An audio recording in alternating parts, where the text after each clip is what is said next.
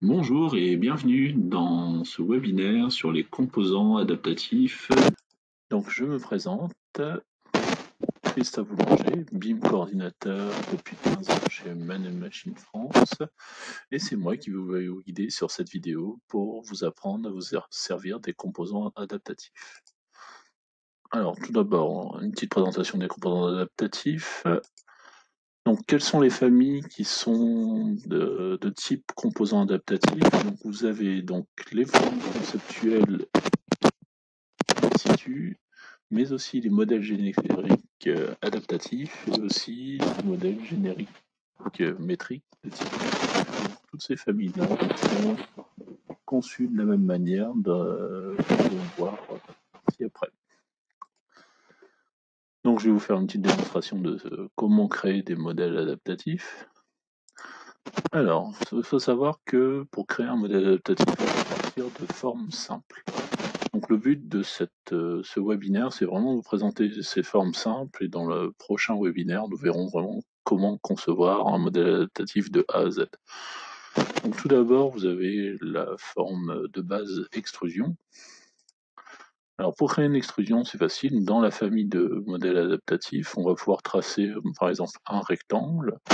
Pour le dimensionner, vous pouvez resélectionner une arête de ce rectangle et après donner les dimensions qui vous intéressent de ce rectangle. Alors n'oubliez pas que dans les familles, par défaut, on est en millimètres, hein. Donc toutes les valeurs à donner en millimètres ou en mètres en précisant bien M derrière. Ensuite, vous sélectionnez l'esquisse et vous avez un bouton ici, créer une forme. Et à partir de la forme sélectionnée, vous allez pouvoir extruder la forme qui était au sol. Vous allez pouvoir définir la hauteur directement. Ensuite, vous avez donc en forme de base la partie raccordement. Donc pour la partie raccordement, donc là on va gérer deux esquisses. Donc une première esquisse sur un plan. Donc là on va dessiner par exemple une hélice. Donc on va pouvoir dimensionner notre hélice en donnant deux cotes. Donc vous voyez, vous pouvez revenir sur les codes pour modifier. Et donc pour créer le deuxième plan, pour mettre une deuxième hélice, je vais utiliser la commande copier. Et je vais copier le plan existant. Donc là, dans le modèle adaptatif, vous voyez, on peut partir à 90 degrés, ce qui est notre axe Z. Et dans les propriétés, donc on peut redéfinir la hauteur de notre niveau, ou notre plan, pour savoir la hauteur. Ensuite, on fait bien attention de bien sélectionner le plan pour être sûr de modéliser l'esquisse dans ce plan-là. Et vous voyez, il va retrouver les points projetés qui existent sur les plans en dessous. Donc on modélise la deuxième esquisse. Et à partir de là, pour faire le raccordement, donc on va sélectionner les deux esquisses, cliquer sur créer une forme, et il va nous raccorder donc nos deux esquisses par une forme dédiée.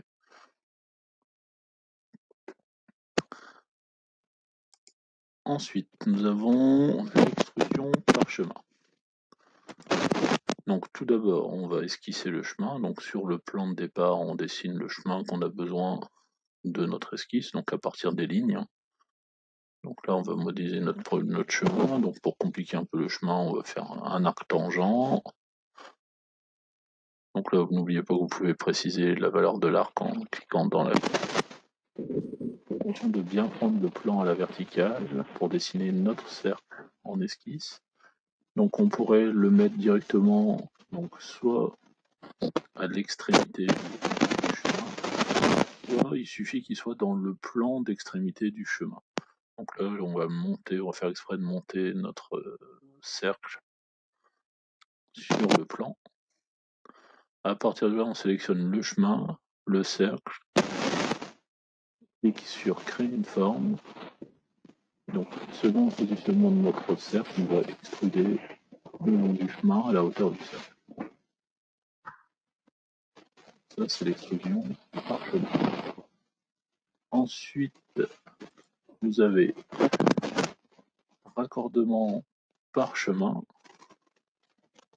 Donc là, c'est exactement le même principe que l'extrusion parchemin. Donc là, on va prendre spline à partir de points. Donc là, c'est bien important de partir de celui-là pour trouver des plans de plaçage d'extrémité de notre spline.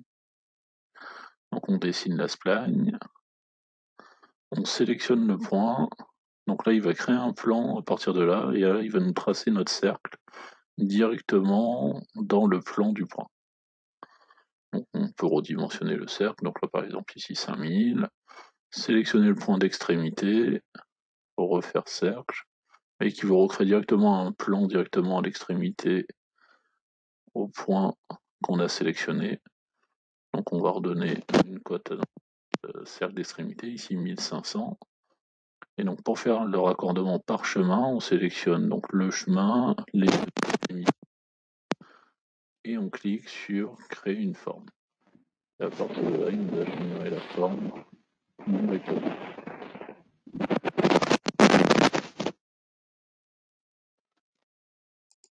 Ensuite, nous avons la révolution. Donc pour générer une révolution, donc là on va travailler dans le plan vertical, donc on sélectionne le plan, on clique sur ligne, on trace la ligne, donc qui sera notre axe de révolution. Ensuite on va tracer un cercle qui va être notre forme à faire tourner dans la révolution. On sélectionne l'axe de révolution, on sélectionne l'objet à faire tourner, pareil on clique sur créer une forme, et à partir de là il va nous créer notre tore qui va nous permettre de modéliser la révolution. Ensuite, on peut avoir aussi des esquisses à partir d'éléments juste 2D. Donc, par exemple, si on trace un cercle, on va avoir deux possibilités d'extrusion. Quand vous allez sélectionner le cercle, donc on peut préciser le diamètre, ça ne change pas. On sélectionne le cercle et quand vous allez cliquer sur créer une forme, vous allez avoir deux icônes en bas. Donc une pour vous permettre de faire un cylindre, soit de faire une sphère.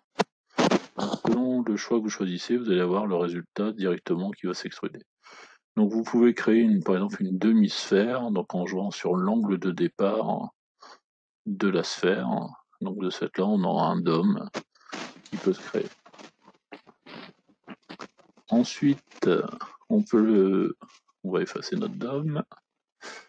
Donc on va juste créer par exemple une ligne. Et à partir de cette ligne, on peut aussi avoir une forme à extruder. Donc il suffit de sélectionner la ligne.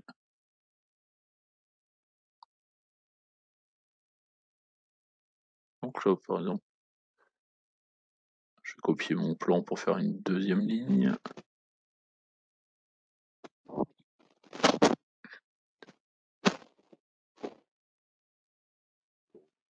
Pour mon plan, par exemple, je vais le copier aussi encore sur 10 mètres. Donc là, je vais reprendre mon extrémité du bas. Là, je peux taper directement la hauteur qui m'intéresse. Donc je vais retaper 10 mètres. Donc là, j'ai mon plan niveau 3 qui peut être associé. Et là, dans chaque niveau, je peux créer la forme qui m'intéresse. Donc là, je retrouve bien mon extrémité. Je vais pouvoir dessiner donc un arc. Et sur mon troisième plan, dessiner, donc pareil, une ligne. Et donc là, je vais retrouver donc l'extrémité, la pointe de mon cercle et l'extrémité de mon arc. Là, je peux sélectionner les trois lignes, créer une forme, et à partir des trois formes sélectionnées, il va me créer une surface qui pourrait être la façade de mon bâtiment, une forme de toiture, qui pourrait être une forme d'esquisse, une coque de bateau. Aussi, si on a les plans d'esquisse, on pourrait s'amuser à faire la coque extérieure.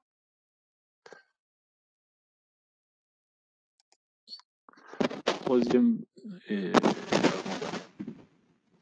donc ce sont des points de positionnement. Grâce aux points de positionnement, je vais pouvoir créer la forme qui m'intéresse et la positionner directement dans mon projet.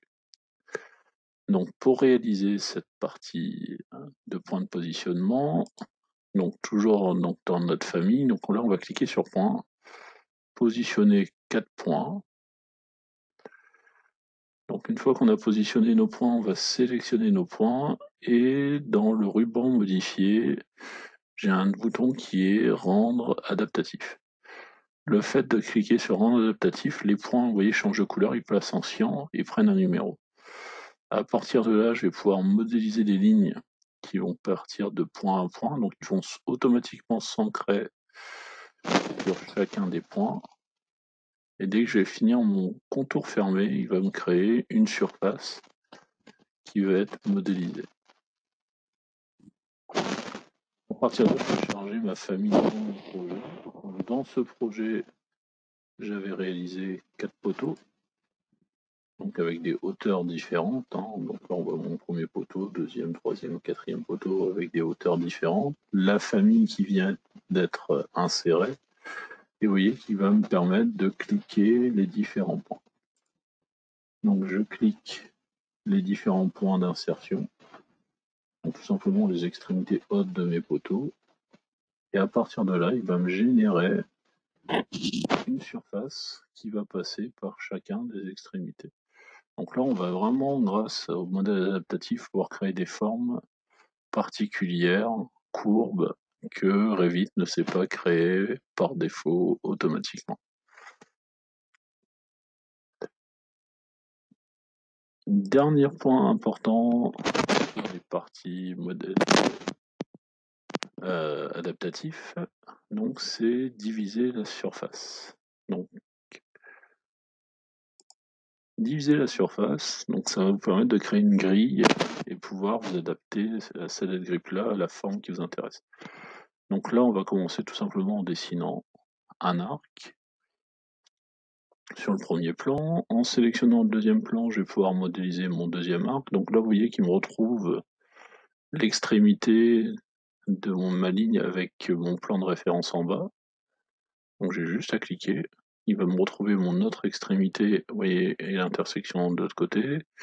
Et là, vous voyez qu'il met en surbrillance le plan pour me dire que je suis bien à l'extrémité de l'ensemble. Donc là, je vais sélectionner les deux arcs, faire créer la forme, et là, il va me créer une surface. Je sélectionne cette surface, et là, j'ai divisé la surface. Donc je clique sur diviser la surface. À partir de là, j'ai la possibilité d'avoir des motifs déjà préétablis ici dans les propriétés. Donc par exemple, un demi-pas. Ensuite, si je descends un peu plus bas, j'ai octogone, j'ai rectangle, j'ai rhomboïde, rotation octagonale. Et donc, j'ai automatiquement des remplissages déjà donnés. Donc si vous voulez avoir la possibilité d'avoir un triangulaire, donc vous pouvez choisir des formes comme ceci, mais vous allez pouvoir créer aussi votre propre famille déjà dédiée. Donc là, nous, on va prendre aucun motif pour faire une grille d'accrochage qui permettrait, par exemple, de nous accrocher avec un modèle adaptatif avec des poignées. Donc là, on peut voir la possibilité de changer le nombre de lignes, donc avec numéro. Donc c'est tout simplement nombre fixe ici dans les propriétés. Donc là, on retrouve notre fameux 5. Donc là, je peux repasser à 10. Repasser à 10 aussi sur les V, donc qui sont les verticaux, et U qui sont les horizontaux. Je peux avoir aussi la partie distance fixe, donc définir une distance. Donc comme je vous ai dit, on était en mètres. Donc on peut taper 2M, donc avoir changé la justification. Donc si je prends début, donc la chute sera à la fin du jeu. Si je prends fin, la chute sera en bas de mon objet.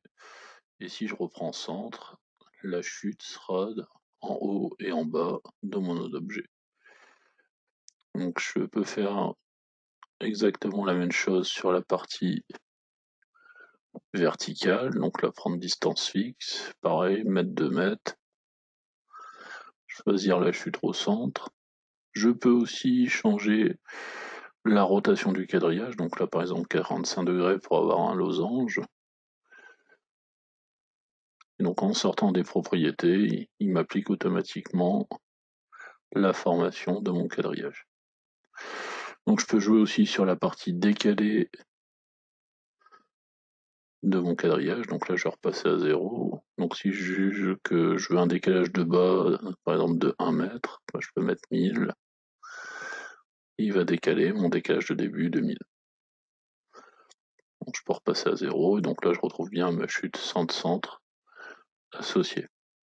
Donc à tout moment ici dans la ligne de commande, je peux repasser en numéro et remettre le nombre d'éléments, donc par exemple 10, 10. La partie division de quadrillage, donc ça vous permet de faire un quadrillage, et ce quadrillage-là, on viendra lui appliquer donc, une coupe qui vont pouvoir nous permettre de représenter notre future toiture. Donc le but de cette démonstration, donc, c'est de réaliser vraiment des familles de modèles adaptatifs. Alors le but, on va refaire deux petits exercices. Donc dans un premier exercice, réaliser un peu une forme de toiture avec un modèle adaptatif. Donc on va lancer la vidéo. Donc dans Fichier, on va venir dans Nouveau, Famille. Donc on va partir d'un modèle générique métrique adaptatif.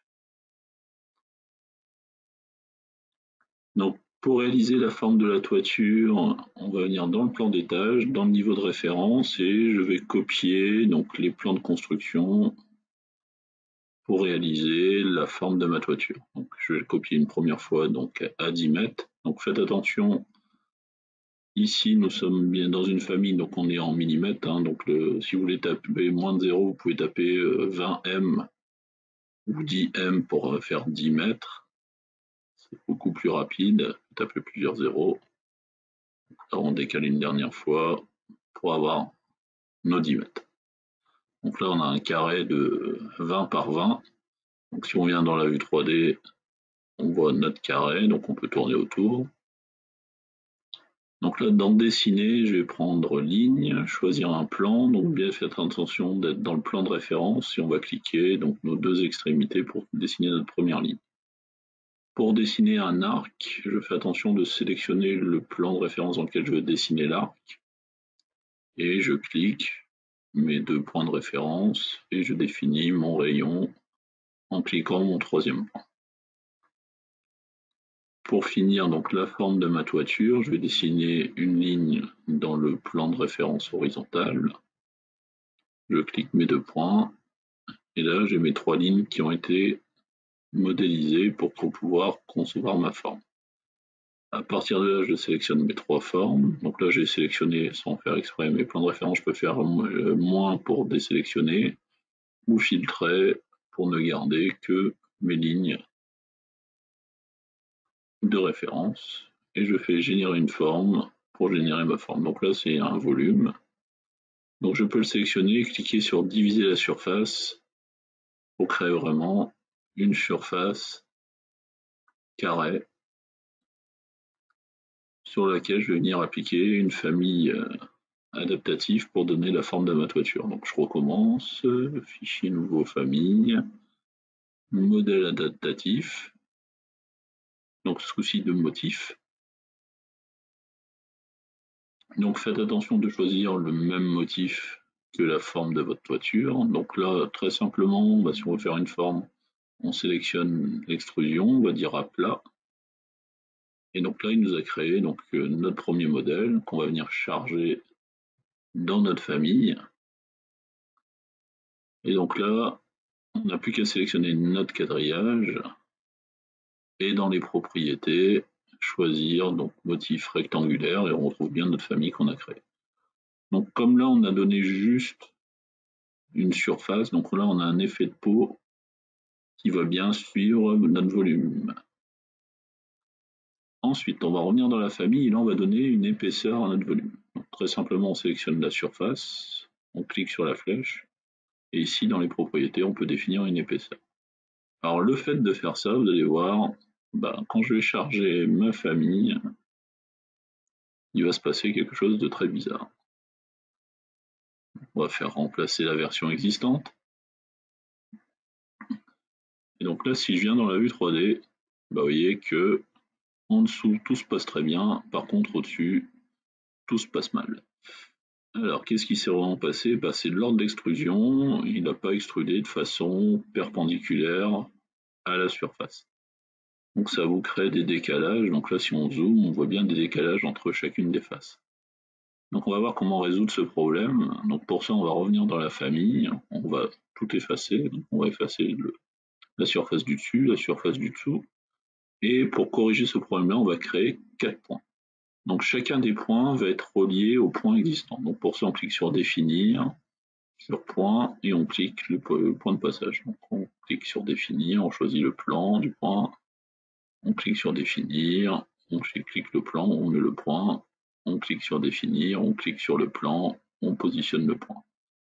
Donc là, on a créé 4 points de référence. Donc on sélectionne tout, et dans le filtre, on va lui demander d'aller chercher nos 4 points de référence. On fait OK. Et dans les propriétés, ici j'ai décalé qui me permet de définir une distance de décalage. À partir de là, si je bouge un point, le point du dessus est bien associé avec le point du dessous. Donc quelle que soit la forme, la forme va suivre automatiquement le décalage qui va être associé. À partir de là, je choisis ligne de référence. Je fais attention d'être bien sur accrochage 3D. Et donc d'être bien défini sur des faces de traçage. Donc on clique les points de passage, tout simplement. Donc j'aurais pu être en mode chaîné, mais là je suis en mode point par point. Donc je clique chacun des points pour me positionner. Une fois que j'ai créé mes 4 lignes de référence, donc là j'ai 2 carrés, je vais créer une forme. Et donc si je prends le point du bas, si je déplace mon point, vous voyez que mon carré va suivre automatiquement la déformation. Donc j'ai plus qu'à charger ma nouvelle famille dans mon projet. Je fais OK. Je fais remplacer la version existante et ses valeurs de paramètres.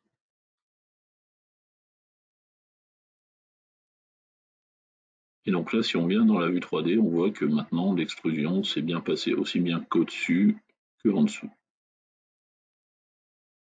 Donc voilà comment créer déjà un premier modèle adaptatif très simple sur une surface de peau pour faire des murs rideaux qui pourraient être, on va dire, un peu plus compliqués que d'habitude. Dans notre deuxième exercice, nous allons réaliser donc une poutre qui va être définie par 2 points qui vont permettre de positionner la poutre n'importe où et la possibilité de répéter un treillis par rapport à ces 2 points. Alors, donc là vous voyez bien les 2 poteaux que je veux relier. Donc on va faire fichier, nouveau, famille. Donc on repart toujours d'un modèle générique adaptatif. Alors on va venir en plan niveau de référence. Je vais faire référence, point, et je vais mettre 2 points. Ces 2 points, je vais les sélectionner et je vais dire de les rendre adaptatifs pour me permettre de pouvoir cliquer ces 2 points-là, soit dans un autre modèle adaptatif, soit dans d'autres propriétés. Je vais créer, donc par rapport au plan du point, 2 autres points. Donc, pareil, je vais choisir un plan, je choisis le plan, je positionne le point. De ce fait-là, mes 2 points que j'ai créés sont des points de référence. Donc pour vérifier, je peux aller dans les filtres pour être sûr que j'ai que ces 2 points-là. Donc c'est bien mes 2 points de référence. Et ces 2 points-là, je vais les déplacer de 500 sur le côté pour faire la largeur de ma poutre. Et ces 2 points-là, je vais pouvoir les copier maintenant à 1000 pour faire l'autre côté de ma poutre. Donc là, si je sélectionne le point, que je déplace le point, vous voyez que les 2 points sont bien associés à cet ensemble-là. Je peux revenir en arrière, je peux vérifier avec l'autre, je déplace, donc tous les points se déplacent en même temps, c'est exactement ce que je veux. Maintenant, je vais revenir tracer donc une ligne, donc toujours pareil avec accrochage 3D. Je m'accroche sur les 2 points pour tracer mes 2 lignes qui vont prendre ma structure de 2 côtés de poutre. Je peux venir dans, donc si je déplace voyez que ça marche très bien, j'annule, vérifie de l'autre côté que ça se déplace bien aussi en même temps, c'est bon. Je viens dans la vue 3D, et donc là, je peux créer donc un troisième point en haut pour faire le haut de ma poutre, donc de la même manière, donc je sélectionne bien dans définir mon plan, je clique sur le point, pareil de l'autre côté, définir, je clique sur le plan, je clique le point, donc je sélectionne l'ensemble, donc comme là les deux points sont bien l'un sur l'autre, je sélectionne bien les deux points en même temps, et grâce à filtre, je peux sélectionner que les points de référence, et ici dans décaler, définir la hauteur que je veux pour mon triangle. On va mettre 1000, et là mes points se décalent à 1000. Là vous voyez en 3D, ça se déplace bien, donc si je déplace un point, donc là si je prends la flèche des Z, bah, le tout se déplace bien sur Z. Bon. Donc, maintenant je vais créer une famille de triangles, donc fichier nouveau famille. Donc on va partir d'un modèle générique métrique adaptatif. Et donc pour faire mon triangle, bah, je ne vais pas m'embêter, je vais juste créer 3 points. Je clique sur mes 3 points, peu importe la distance, je sélectionne les 3 points, je fais rendre adaptatif, ce qui me permettra de modéliser mon triangle à partir de 3 points dans ma famille. Ensuite, je fais référence, je prends bien sur accrochage 3D, je les relie avec une ligne entre ces points-là. Donc pour tracer le rayon de ma poutre, donc, je vais cliquer sur définir et aller chercher, vous voyez, les différents plans. Vous voyez sur le point, vous avez les points, les extrémités de la ligne. Donc faites attention de bien choisir l'extrémité de la ligne pour mettre le cercle. À partir de là, je trace mon cercle. Et donc pour le rendre paramétrique, bah, je vais tout simplement activer la cote, sélectionner la cote, ajouter un paramètre, le mettre en occurrence, l'appeler rayon, faire OK. Et donc là, je peux définir le rayon qui m'intéresse, donc 35. À partir de là, je sélectionne le cercle et le chemin, et je fais créer une forme.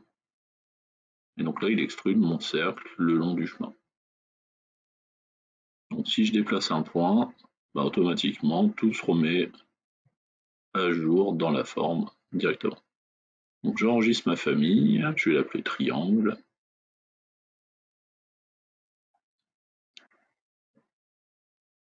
Je fais enregistrer, et je peux maintenant la charger dans mon projet. Donc là, je vais la charger dans ma famille,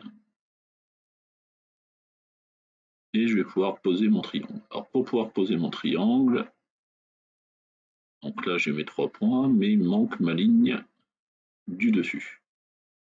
Donc pour faire ma ligne du dessus, donc je recommence ce que j'ai fait tout à l'heure. Je fais ligne, référence, je trace d'un point A à un point B, j'ai bien mes lignes. Donc là je vais sélectionner les 3 lignes et utiliser la commande diviser. Ah, je me suis trompé, j'en ai oublié une, je refais diviser. Et donc là il divise ma ligne en différents morceaux. Alors pourquoi je fais diviser? Ça va me permettre de créer un réseau sur ma poutre, donc qui me crée des points, et je peux définir un nombre de points. Donc là je vais diviser par 10. Donc là j'ai des petits points bleus qui représentent la division de mon ensemble. Donc dans créer, je clique sur composant. Donc là j'ai mon triangle, là je fais attention de bien cliquer chaque poignée pour définir l'extrémité de mon triangle. Je sélectionne mon triangle, et là j'ai la commande réseau avec un petit P pour me dire que c'est par rapport au point de passage, donc les fameux points de diviser. Donc si je sélectionne mes 3 lignes et que je change le nombre d'éléments, maintenant si je passe à 15, bah, j'ai 15 objets le long de ma ligne. Donc si je veux que ce soit paramétrable dans mon projet, bah, j'ai juste à créer un paramètre. Donc là, qui va s'appeler nombre triangle. En l'occurrence, OK, OK. Comme ça, je pourrais positionner mon nombre de triangles dans mon projet. Donc si je veux pouvoir définir aussi mon diamètre, donc là j'ai juste à sélectionner un triangle, lui associer aussi un paramètre. Donc là je vais l'appeler petit rayon. Donc pareil, je vais le mettre donc, en occurrence, OK, OK. Et donc là maintenant je vais faire la traverse de ma poutre. Donc pour ça je vais cacher grâce aux lunettes mes éléments. Et là je vais à l'aide de ligne de modèle, tracer une ligne qui passe de mon point A à mon point B directement. Donc là, je vais tracer un cercle. Donc pour ça, je vais faire définir. Je vais tracer dans ce plan-là mes cercles pour définir mes poutres, mes diamètres de poutres. Donc je trace mes 3 cercles. Donc pour mes 3 cercles, je vais pouvoir activer la cote de rayon, sélectionner les 3 cotes, et ici dans ajouter libellé, lui dire que je veux un grand rayon. Donc en l'occurrence, OK, et là de définir le rayon qui m'intéresse, lui dire que je veux 100.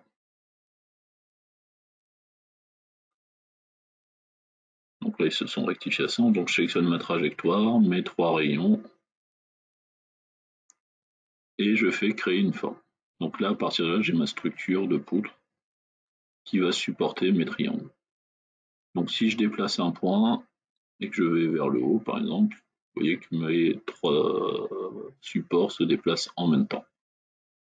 Donc là, je peux désactiver l'isolement des objets. Donc j'ai bien mes triangles avec mes poutres. Et maintenant, je peux charger dans le projet ma poutre en triangle métallique. Donc je fais projet. Et comme j'ai fait des points de référence, je peux dire où est le premier point de ma poutre, où est le deuxième point de ma poutre, et à partir de là, il étire l'élément adaptatif sur la longueur. Et comme j'ai mis des paramètres, je peux changer le nombre d'éléments. Donc là, je peux mettre 10. Donc là, je peux revenir. Si c'est pas assez, je peux remettre 15. Je peux changer donc mes rayons. Donc là, si je veux un rayon plus grand pour mes petits diamètres, mettre 50. Et là, ça s'adapte automatiquement. Voilà là pour la fin de notre deuxième exercice. Donc je vous remercie pour votre attention. Donc n'hésitez pas à nous retrouver dans notre prochain webinaire qui sera sur les nouveautés de Revit 2022 et sur notre site internet, donc manelmachine.fr/webinaire, retrouvez les webinaires en replay qui ont été réalisés dans les sessions précédentes.